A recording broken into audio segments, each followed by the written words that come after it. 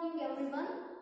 ಈಗಾಗಲೇ ನಾವೇನು ಮಾಡಿದ್ದೇವಪ್ಪ, 6ನೇ ತರಗತಿಯ ನಾವಿವತ್ತು unit 6 where there is a will there is a way ಅನ್ನೋ ಪಾಠವನ್ನು ನಾವು ನೋಡಬೇಕಾಗಿದೆ.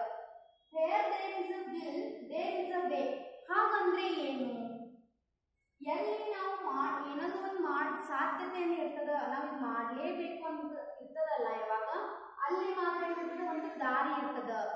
ನಾವೇನೂ ಮಾಡಲ್ಲ, ನಮ್ಗೆ ಇನ್ನೇನೂ ಆಗಲ್ಲ ಅಂತ ನಾವು ಸುಮ್ಮನೆ ಕೂತೀವಪ್ಪ ಅಂದ್ರೆ ಯಾವ ದಾರಿ ನಮ್ಗೆ ಕಾಣಿಸಲ್ಲ.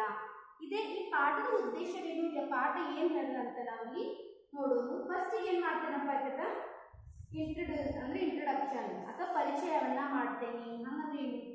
Wear there is a will there is a way. ನೋಡ್ರಿ, ಎಲ್ಲಿ ನಾವು ಮಾಡ್ಬೇಕನ್ನೋ ಕೆಲಸ ಮಾಡಲೇಬೇಕು, ಎಲ್ಲಿ ಮಾಡ್ತೇನೆ ಅನ್ನೋ ಕೆಲಸ ಇರ್ತದ, ಅಲ್ಲೇನಾಗ್ತದೆ, ಒಂದು ದಾರಿ ಇರ್ತದ. ವೇ ಅಂದ್ರೆ ದಾರಿ.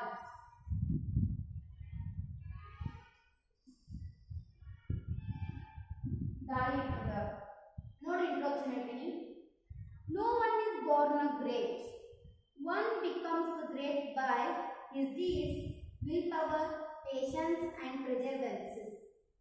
These make a person overcome her weaknesses and disabilities to achieve her goal.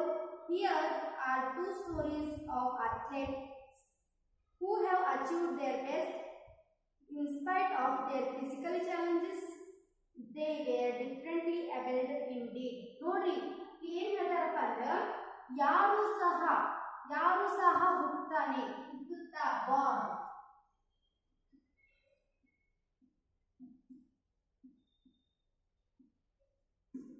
ಯಾರು ಸಹ ಹುಟ್ಟುತ್ತಾ ಏನಿರಲ್ಲ, ಪ್ರಮುಖವಾಗಿ ಉನ್ನತ ವ್ಯಕ್ತಿ ಆಗಿರಂಗಿಲ್ಲ, ಗ್ರೇಟ್ ಪ್ರಸಿದ್ಧ ವ್ಯಕ್ತಿ ಆಗಿರಂಗಿಲ್ಲ.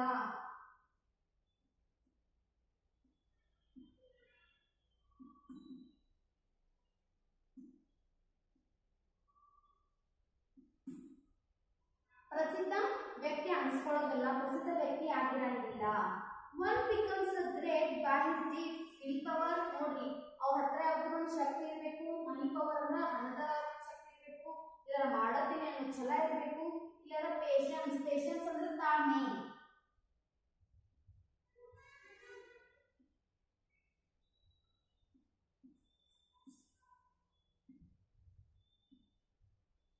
ನೋಡಿ, ಪೇಷನ್ಸ್ ಇರಬೇಕು ಅಂದ್ರೆ ತಾಳ್ಮೆ ಇರಬೇಕು. ನಾವು ಯಾವುದೇ ಕೆಲಸ ಮಾಡೋದಕ್ಕೂ ಮುಂಚೆ ಅವರಲ್ಲಿ ಫಸ್ಟಿಗೆ ತಾಳ್ಮೆ ಇರೋದು ಪ್ರಮುಖವಾದ ತಾಳ್ಮೆ ಅನ್ನೋದು ಬಹಳ ಮುಖ್ಯ ಆಗಿರ್ತದ. ಮತ್ತೆ ಹೇಳ್ತಾರಂದ್ರೆ, these make a person overcome and her weakness and disabilities to achieve her goal. ಇದೆಲ್ಲ ಸ್ವಲ್ಪ ಆ ವ್ಯಕ್ತಿ, ಪರ್ಸನ್ ಅಂದ್ರೆ ವ್ಯಕ್ತಿ,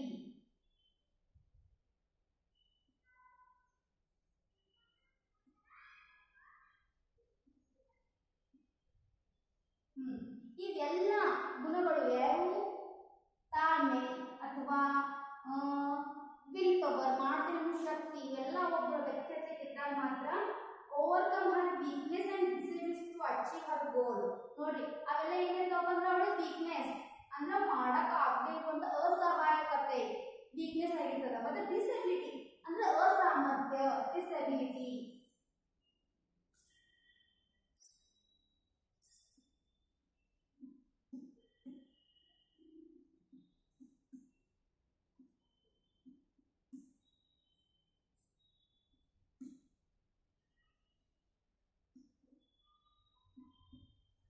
ನೋಡಿ, ಇವೆಲ್ಲ ಏನಪ್ಪ ಅಂದ್ರೆ ಅಸಾಮರ್ಥ್ಯ ಮತ್ತು ವೀಕ್ನೆಸ್, ಅಸಹಾಯಕತೆ, ಇವೆಲ್ಲ ಏನಾಗಿತ್ತಪ್ಪ ಅಂದ್ರೆ ಅವಳ ಗೋಲ್, ಅಚೀವ್ ಅಂದ್ರೆ ಸಾಧನೆ.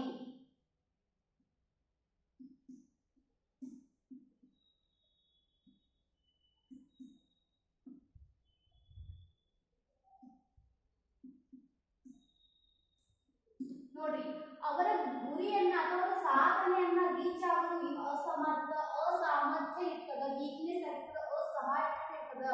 ಹಾಗಾಗಿ ಗುರಿಯನ್ನ ಮತ್ತು ಸಾಧನೆ ಮಾಡಲಿಕ್ಕೆ, ಅಚೀವ್ ಮಾಡಲಿಕ್ಕೆ ತೊಂದರೆಗಳಾಗ್ತವು. Here are two stories of athletes who have achieved their best in spite their physical challenges.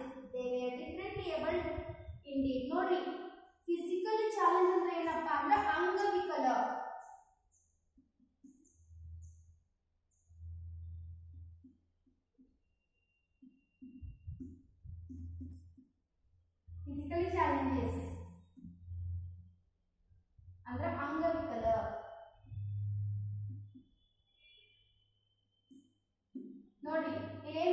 ಅಂದ್ರ ಯಾವಾಗ ಅವ್ರು ಯಾವ ಕೆಲಸ ಮಾಡಕ್ಕಾಗಲ್ಲ ಅಂದ್ರೂ ಏನ್ ಮಾಡ್ಯಾರಪ್ಪ ಅಂದ್ರ ಅಥ್ಲೆಟ್ಸ್ ಒಳಗ ಏನಾಗೈತಿ ಅವರ ಸಾಧನೆಯನ್ನ ಮಾಡಿದವರು. ಎಂತವರು ಫಿಸಿಕಲ್ ಚಾಲೆಂಜ್ ಇದ್ದವರು ಅಂದ್ರ ಅಂಗವಿಕಲ, ಕೈ ಇದ್ದವರು, ಕಾಲು ಇದ್ದವರು ಏನ್ ಮಾಡ್ಯಾರಪ್ಪ ಅಂದ್ರ ಅಥ್ಲೆಟ್ಸ್ ಒಳಗೆ ಏನ್ ಮಾಡ್ಯಾರು ಆ ಒಲಿಂಪಿಕ್ಸ್ ಅಲ್ಲಿ ಪಾರ್ಟಿಸಿಪೇಟ್ ಮಾಡಿ ಏನ್ ಮಾಡ್ಯಾರು ಒಂದು ಚಾಲೆಂಜ್ ಅಥವಾ ತಮ್ಮ ಗುರಿ ಅಥವಾ ಗೋಲ್ ಅನ್ನ ಏನ್ ಮಾಡ್ಯಾರು ರೀಚ್ ಆಗಿದ್ದಾರೆ. ಯಾರವ್ರು ಅಂತ ನಾವ ಈಗ ನೋಡೋಣ. The 1992 Olympics had put Barcelona on the map of the world. Thousands of athletes take part in games. Why do so many countries send their teams to the Olympics? It is because the Olympics is one of the world's biggest events. It is an honor for any country to send her athletes to take part in this game. It is not success or failure that counts. What matters is the participation in the games. ನೋಡಿ ಏನ್ ಹೇಳ್ತಾರಂದ್ರ 1992ರಲ್ಲಿ Olympics ಕ್ರೀಡೆಯನ್ನ ಹಮ್ಮಿಕೊಂಡಿತ್ತು. ಎಲ್ಲಿ? Barcelona. ನೋಡಿ Olympic game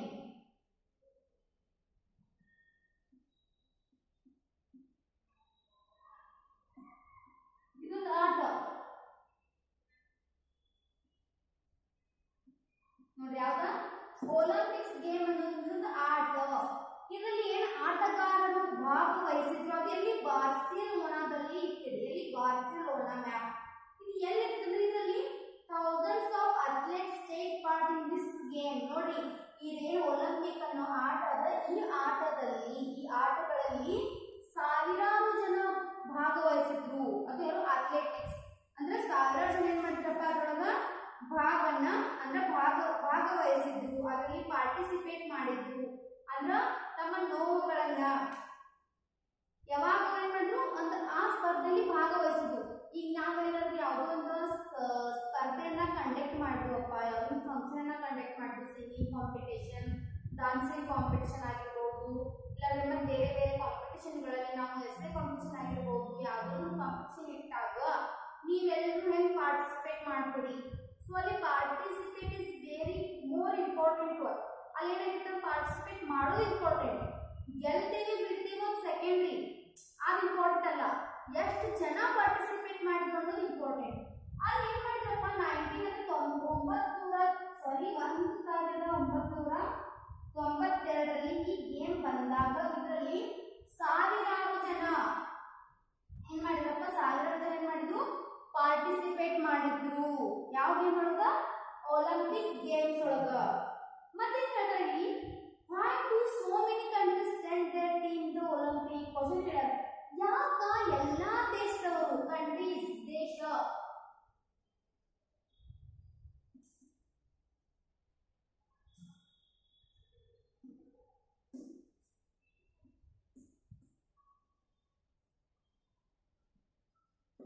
ಯಾಕ ಎಲ್ಲಾ ದೇಶದವರು ಈ Olympic ನಲ್ಲಿ ಭಾಗವಹಿಸಲು ಯಾಕೆ ಕಳಿಸ್ತಾರ? ಒಲಿಂಪಿಕ್ ಯಾಕೆ ಕಳಿಸ್ಕೊಡ್ತಾರ? ಈ ಗೇಮ್ ಅಂದ್ರೆ ಈ ಆಟವನ್ನು ಆಡಲು ಯಾಕೆ ಕಳಿಸ್ಕೊಡ್ತಾರ? ಈಗ ಎಲ್ಲಾ ದೇಶದವರು ಡೂ ಸೋ ಮೆನಿ ಕಂಟ್ರೀಸ್, ಬಹಳ ದೇಶದವರು ಏನ್ ಮಾಡ್ತಾರ ಈ ಒಲಿಂಪಿಕ್ ಒಳಗ ಪಾರ್ಟಿಸಿಪೇಟ್ ಯಾಕೆ ತಗೋತಾರ, ಯಾಕೆ ಕಳಿಸ್ಕೊಡ್ತಾರ, ಯಾಕೆ ಅವ್ರನ್ನ ಗುಂಪುಗಟ್ಟಲೆ ಮಾಡಿ ಕಳಿಸ್ಕೊಡ್ತಾರ ಅಂತ ಕೇಳ್ತಾರ. It is because the Olympics is one of the world's biggest event. ನೋಡ್ರಿ ಯಾಕಪ್ಪ ಕಳಿಸ್ಕೊಡ್ತಾರ? ಯಾಕಂದ್ರ ಒಲಿಂಪಿಕ್ ಅನ್ನೋದು ವರ್ಲ್ಡ್ಸ್ ಬಿಗ್ಗೆಸ್ಟ್ ಇವೆಂಟ್ ಇದೆ, ಒಂದು ಸಮ್ಮೇಳನ ಇವೆಂಟ್.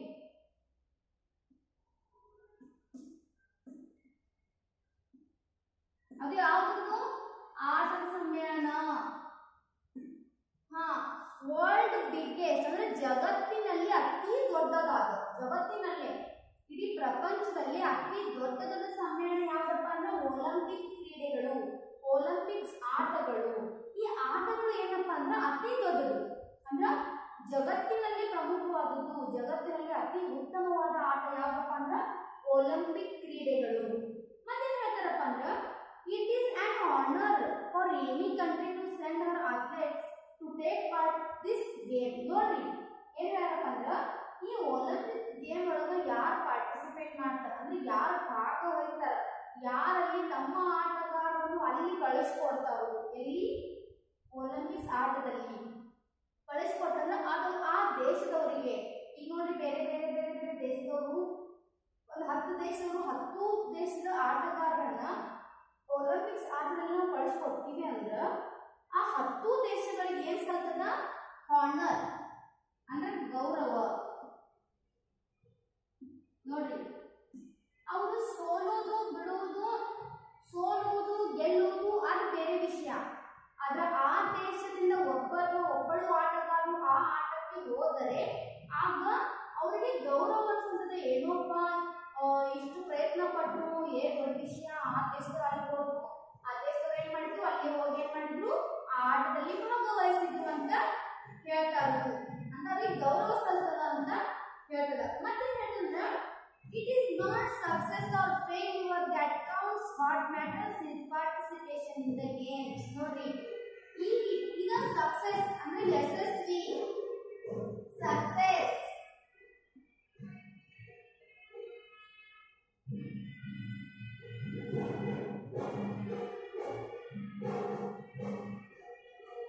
ಇದೇನಪ್ಪ ಅಂದ್ರ ನಾವು ಗೆಲ್ತೀವೋ ಬಿಡ್ತೀವೋ, ಇದು ಸಕ್ಸೆಸ್. ಯಶಸ್ವಿ ಅಥವಾ ಸೋಲು, ಸೋಲು ಗೆಲುವಿನ ಸಂಬಂಧವಿಲ್ಲ, ಸೋಲು ಗೆಲುವಿನ ಅಂಕಿ ಸಂಖ್ಯೆಗಳಿಲ್ಲ. ಇದು ಕೇವಲ ಎತ್ತದಪ್ಪ ಅಂದ್ರೆ ಭಾಗವಹಿಸುವಿಕೆ ಪ್ರಮುಖವಾಗಿರ್ತದೆ. ನಾವು ಭಾಗವಹಿಸುವುದು ಮುಖ್ಯವಾಗಿರ್ತದೆ. ಭಾಗವಹಿಸುತ್ತೆ ಮುಗಿಯುವ ಅನ್ನೋದೇನಾಗಿರ್ತದೆ ಪ್ರಮುಖವಾಗಿರ್ತದೆ ಈ ಗೇಮ್ನಲ್ಲಿ. ಮತ್ತೇನಪ್ಪ ಅಂದ್ರೆ ದ ಪ್ಲೇಯರ್ಸ್ ಅಂದ್ರೆ ಆಟಗಾರರು put in their best efforts to win. They want to set a new record and become the world's best ever. ನೋಡ್ರಿ ಏನ್ ಹೇಳ್ತಾರ, ಯಾವ ಆಟಗಾರರು ಅವರ ಪ್ರಯತ್ನದಲ್ಲಿ ಎಫರ್ಟ್ಸ್ ಎಷ್ಟು ಪ್ರಯತ್ನ ಹಾಕಿ ವಿನ್ ಆಗ್ತಾರ, ವಿನ್ ಅಂದ್ರೆ ಗೆಲುವು.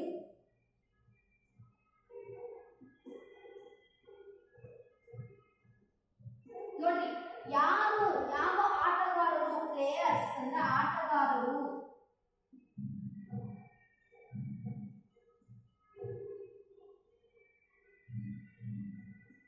ಯಾವ ಆಟಗಾರರು ಎಷ್ಟು ಪ್ರಯತ್ನ ಪಟ್ಟು ಎಷ್ಟು ಎಫರ್ಟ್ಸ್ ಹಾಕಿ ಗೆಲುವನ್ನು ಸಾಧಿಸ್ತಾರೋ ಅವ್ರು ಏನ್ ಮಾಡ್ತಾರಪ್ಪ ಅಂದ್ರೆ ವರ್ಲ್ಡ್ಸ್ ಬೆಸ್ಟ್ ಎವರ್ ಅಂದ್ರೆ ಜಗತ್ತಿನಲ್ಲೇ ಬೆಸ್ಟ್ ಆಟಗಾರ, ಉತ್ತಮ ಆಟಗಾರ, ಅತ್ಯುತ್ತಮ ಆಟಗಾರ ಎಂಬ ಹೆಗ್ಗಳಿಕೆಗೆ ಪಾತ್ರರಾಗ್ತಾರ. ಯಾರಂದ್ರ ಯಾರು ಎಫರ್ಟ್ಸ್ ಕೊಟ್ಟು ವಿನ್ ಆಗ್ತಾರೋ, ಚೀಟ್ ಮಾಡಿ ಮೋಸ ಮಾಡಿ ಅಲ್ಲ, ಯಾರು ಎಫರ್ಟ್ ಪ್ರಯತ್ನ ಪಟ್ಟು ಯಾರು ವಿನ್ ಆಗ್ತಾರಲ್ಲ ಅವರ ಒಂದು ಹೊಸ ಹಿಸ್ಟ್ರಿನ, ಹೊಸ ರೆಕಾರ್ಡ್ ಅನ್ನ ಏನ್ ಮಾಡ್ತಾರೆ ಸೃಷ್ಟಿ ಮಾಡ್ತಾರೆ. ಗೆಲುವಿನ ಹೆಗ್ಗಳಿಕೆಗೆ ಪಾತ್ರರಾಗ್ತಾರೆ. ಜಗತ್ತಿನಲ್ಲೇ ವರ್ಲ್ಡ್ಸ್ ಬೆಸ್ಟ್ ಎವರ್ ಅಂದ್ರೆ ಜಗತ್ತಿಗೆ ಅತ್ಯುತ್ತಮ ಆಟಗಾರ ಎಂಬ ಹೆಗ್ಗಳಿಕೆ ಏನ್ ಮಾಡ್ತಾರೆ ಪಾತ್ರರಾಗ್ತಾರೆ. ಮತ್ತೇನ್ ಮಾಡ್ತಾರಪ್ಪ ಇಲ್ಲಿ ನೋಡ್ರಿ ಅಂದ್ರ a few among such a players have already been victims of accidents, a few others have been victims of disease, yet none of these see themselves as disabled. They are eager to show that they are champions in their own fields. ನೋಡ್ರಿ ಏನ್ ಹೇಳ್ತಾರಪ್ಪ ಅಂದ್ರ ಕೆಲವೊಂದು ಜನ ಆಟಗಾರರು ಏನಾಗ್ತದೆ ಅಂದ್ರೆ ನೋವುಗಳಿಂದ ಒಳಗಿಂದ ನೋವನ್ನು ಅನುಭವಿಸಿರ್ತಾರ. ಯಾಕಪ್ಪ ಅಂದ್ರೆ ಫಿಸಿಕಲಿ ಹೋಗಿರ್ತಾವ ಅವ್ರ ಪಾರ್ಟ್ಸ್, ಅವ್ರ ಬಾಡಿ ಪಾರ್ಟ್ಸ್, ಕಾಲಾಗಿರ್ಬೋದು, ಕೈ ಆಗಿರ್ಬೋದು, ಏನೇ ಒಂದು ಆಕ್ಸಿಡೆಂಟ್ ಅಪಘಾತವನ್ನು ಸಂಭವಿಸಿದಾಗ ತಮ್ಮ ದೇಹದಲ್ಲಿರ್ತಕ್ಕಂಥ ಒಂದೊಂದು ಪಾರ್ಟ್ಗಳು ಹೋದಾಗ ಅವ್ರಿಗೆ ಏನಾಗ್ತದ ಮನಸ್ಸಿಗೆ ಬೇಜಾರಾಗ್ತಿರ್ತದ, ಪೇನ್ ಆಗ್ತಿರ್ತದ, ಮತ್ತೆ ಒಳಗೊಳಗ ಸಫರ್ ಆಗ್ತಿರ್ತದ, ಮತ್ತೆ ಏನೋ ಒಂದು ಗೊಂದಲದಲ್ಲಿ ದುಃಖಮಯವಾಗಿರ್ತಾರ. ಇನ್ನು ಕೆಲವೊಬ್ರು ಏನ್ ಮಾಡ್ತಿರ್ತಾರಂದ್ರ ಅದ್ ಮೂಡನ್ನ ಆಫ್ ಅಂದ್ರ ಬೇಜಾರಾಗಿರೋದು, ಯಾವ್ದೊಂದು ಕೆಲಸ ಆಗ್ತಿರಲ್ಲ, ಯಾಕಂದ್ರೆ ತಮ್ಮ ಸಾಧನೆ ಮುಗಿತೇನು ಅಂತ ಏನ್ ಮಾಡ್ತಿರ್ತಾರು ಡಿಸೀಸ್ ಅನ್ನ ಅಂದ್ರೆ ಕಳವಳ, ಮನಸ್ಸಿನಲ್ಲಿ ತಳಮಳವನ್ನ ಅನುಭವಿಸುತ್ತಿರ್ತಾರು. ಅವ್ರ ಮನಸ್ಸಿನಲ್ಲಿ ಕೊರಗುವುದು, ಸಫರ್ ಆಗ್ತಿರ್ತಾರು. ಯಾಕಪ್ಪ ಅಂದ್ರ ನಾನು ಯುವಕರ ಇದ್ರೆ ಏನಾದ್ರು ಸಾಧನೆ ಮಾಡಬಹುದಿತ್ತು, ಅದ್ರ ಆಕ್ಸಿಡೆಂಟ್ ಆಗಿ ಏನಾಗಿರ್ತದ ತಮ್ಮ ಕಾಲುಗಳನ್ನಾಗಿರ್ಬೋದು, ಕೈಯನ್ನಾಗಿರ್ಬೋದು ಕಳ್ಕೊಂಡಿರ್ತಾರು. ಮತ್ತೆ ಹೇಳ್ತಂದ್ರ yet none of these see themselves as disabled. ನೋಡ್ರಿ ಬಟ್ ಅಲ್ಲಿ ಏನಿಲ್ಲ ಅಂದ್ರ ಅವ್ರಿಗೆ ಅಷ್ಟ ಅನ್ಕೊತಾರ ಅವ್ರು ನಾವೇನು ಏಬಲ್ ಅಲ್ಲ, ನಮ್ ಸಾಮರ್ಥ್ಯ ಇಲ್ಲ, ನಮ್ ಸಾಮರ್ಥ್ಯ ಮುಗಿದು ಹೋಯ್ತು, ನಾವು ಎಲ್ಲ ಶ್ರೇಷ್ಠವಾಗಿ ಎಲ್ಲ ಇದ್ದಾಗ ಮಾತ್ರ ಸಾಧನೆಯನ್ನ ಮಾಡ್ತೇವೆ ಅನ್ನೋ ಸಾಮರ್ಥ್ಯವನ್ನ ಕಳ್ಕೊಂಡಿದೀವಿ ಅಂತ ಅವ್ರನ್ನವ್ರಷ್ಟ ಅನ್ಕೊತಾರು. ಮತ್ತೇನ್ ಹೇಳ್ತಾರಪ್ಪ ಅಂದ್ರ They are eager to show that they are champions. ನೋಡ್ರಿ ಏನಪ್ಪಾ ಅಂದ್ರ ಅವರ ನಮ್ಮ ಸಾಧನೆ ಅಂದ್ರೆ ಏನೋ ಉತ್ಸಾಹದಲ್ಲಿರ್ತಾರೆ. ನಾವ್ ಏನೋ ಒಂದು ಸಾಧನೆ ಮಾಡೇ ಮಾಡ್ತೇವಿ, ನಾವ್ ಏನಾದ್ರು ಒಂದು ಚಾಂಪಿಯನ್ಶಿಪ್ ಅಂದ್ರೆ ಏನೋ ಒಂದು ಉನ್ನತ ಸ್ಥಾನಕ್ಕೆ ನಾವ್ ಏನೇ ಇರ್ತೇವೆ ಅನ್ನೋ ಉತ್ಸಾಹ, ಆತುರತೆ, ಈಗರ್.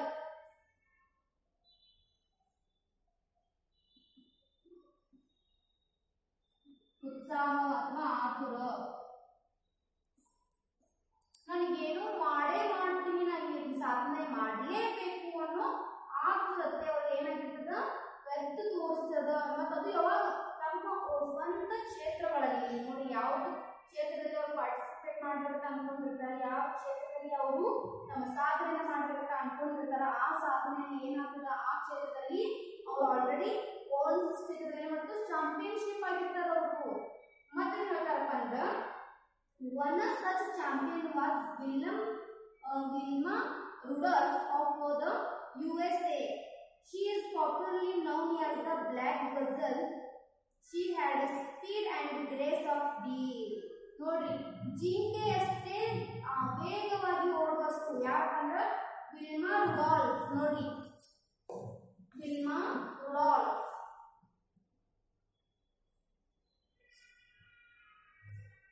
ಅವ್ರು ಎಲ್ಲಿ ಹೋಗಪ್ಪ ಅಂದ್ರ USA. Wilma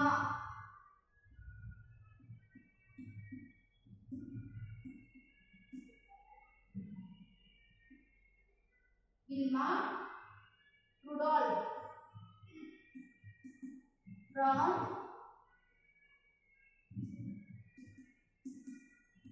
America, United States of America. ನೋಡ್ರಿ ಈ Wilma Rudolph for example physically challenges ಇರ್ತಾರಪ್ಪ, ಅವ್ರ ಆಕ್ಸಿಡೆಂಟ್ ಒಳಗೆ ಏನೋ ಕೈಕಾಲು ಕಳ್ಕೊಂಡಿರ್ತಾರ. ಇವ್ರು ಏನಾಗಿರ್ತಪ್ಪ ಅಂದ್ರೆ ಬ್ಲ್ಯಾಕ್ ಗಜಲ್. ಇವಳು ಏನಂದ್ರ ಜಿಂಕೆಗಿಂತಲೂ ವೇಗವಾಗಿ she had the speed and grace of the deer. ನೋಡ್ರಿ ಜಿಂಕೆ ಅಷ್ಟೇ ಜಿಂಕೆಗಿಂತಲೂ ವೇಗವಾಗಿ ಓಡುವಂತ ಸ್ಪರ್ಧೆಯಲ್ಲಿ ಮಾಡಿದ್ರು ಇವಳು ಭಾಗವಹಿಸಿದ್ರು. ಆಗೇನಾಯ್ತು, ಇವಳು ಯಾರು, ಎಲ್ಲಿ ಅವಳು, ಹೆಂಗ ಪಾರ್ಟ್ಸ್ ಮಾಡಿದ್ರು, ಪ್ರಾಬ್ಲಮ್ ಏನಿತ್ತು, ಸಮಸ್ಯೆ ಏನು ಅಂತ ನಾವು ಮುಂದಿನ ಅಥವಾ ಮುಂದಿನ ತರಗತಿಗಳಲ್ಲಿ ನಾವು ನೋಡೋಣ. ಇಲ್ಲಿಗೆ ಏನ್ ಮಾಡ್ತೇನಪ್ಪ ಅಂದ್ರೆ ನಿಮ್ಮ where there is a will there is a way ಅನ್ನೋ ಪಾಠಕ್ಕೆ ಏನ್ ಮಾಡ್ತೀನಿ ವಿರಾಮವನ್ನ ನೀಡ್ತೇನೆ.